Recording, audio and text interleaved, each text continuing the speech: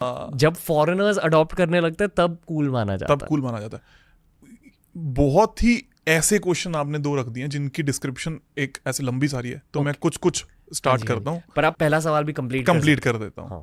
तो हमने दो बातें करी ना, सनातन क्या था जी, कि 3 तरीके के माइंडसेट और 2 तरीके की फिजिकलिटी, पुरुष और प्रकृति। हमारे अंदर भी 2 हैं। तो शिव जी का रूप दिखाया गया Ardhanarishvara, 1 is feminine, 1 is masculine. इसके बेसिस पे सनातन उपजा या बना। सनातन में कोई रूप नहीं है, उनके परिभाषा है। जैसे विष्णु जी ने राम बन के अलग मैसेज दिया और कृष्ण बन के अलग मैसेज दिया। तो वास्तुशास्त्र तब कहां आया? भगवान श्री राम ने जब लंका गए तो एक पर्टिकुलर रास्ता क्यों बनाया? किसी ने नहीं पूछा इस बात को कि वही रास्ता क्यों चाहिए था उनको, क्योंकि वो फॉर श्रीलंका जो वास्तु ऑस्पिशियस बनी हुई थी। Ravan was the first vastu consultant as per theory. वाह, ठीक है। तो रावण को सब पता था, इसलिए उसकी बात सोने की लंका थी। एंड साउथ डायरेक्शन जहां पर सबसे ज्यादा पैसा आता है उसने वहीं बनाया, इंडिया के साउथ में। तो जिसके चारों तरफ पानी है उसको बर्बाद करने के लिए क्या कहा जाएगा? हनुमान जी को भेजा जाएगा, जाके देख के तो आ उनका एनवायरमेंट कैसा है। हनुमान जी गए, जाकर देख के आए, यार यहाँ पर ये रखा है, यहाँ पर ये रखा है, यहाँ पर ये रखा है। हनुमान जी वापस आते, क्या किया जाए?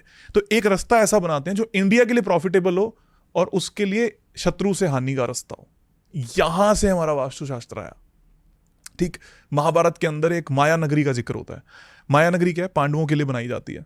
माया नगरी को बनाने वाला कौन है? माया या मैं नाम का एक वास्तुशास्त्री है। वो कौन है? वो रावण का साधु है या जमाई है।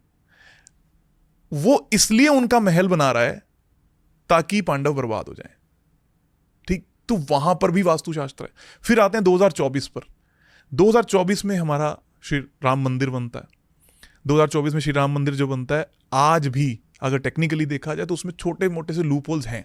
क्या है डिटेल में इसको कहना थोड़ा सा ठीक नहीं होगा, बट लूप होल्स हैं। लेकिन वहां पर भी बनाया जाना क्यों बनाया गया? क्योंकि मंदिर फर्स्ट फॉर्मेशन है एक इंसान को उसकी किसी विजडम के साथ जोड़ने के लिए। मतलब मंदिर इसलिए नहीं थे कि आप और मैं ईश्वर को पालें। आप तो ईश्वर को घर में भी पा सकते हो ना, मेडिटेट कर सकते हो, सामने प्रतिमा रख सकते हो। तो मंदिर क्यों बनाए गए? हर इच्छा पूर्ति का मंदिर, चाहे आप तिरुपति बालाजी चले जाओ, सालासर बालाजी चले जाओ, ये कोई भी ऐसे मंदिर जो 100% बनाए गए हैं जहां पर ईश्वर प्रकट नहीं हुए, जो इंसान द्वारा बनाए गए, उनमें प्रतिमा यानी कि मूर्ति वेस्ट में ही होती है और ईस्ट फेसिंग ही होता है, और उसके ऊपर डोम ही होता है, डोम जिसके नीचे हम खड़े होते हैं। क्यों होता है? क्योंकि एज सुन एज आपके छत के ऊपर आपसे ट्रिपल हाइट हो जाती है तो आप स्पेस एलिमेंट में कनेक्ट कर जाते हो। स्पेस इज मैनिफेस्टेशन, इच्छा पूर्ति, ईश्वर से कनेक्शन। उस फील को जागृत करने के लिए वो मंदिर है।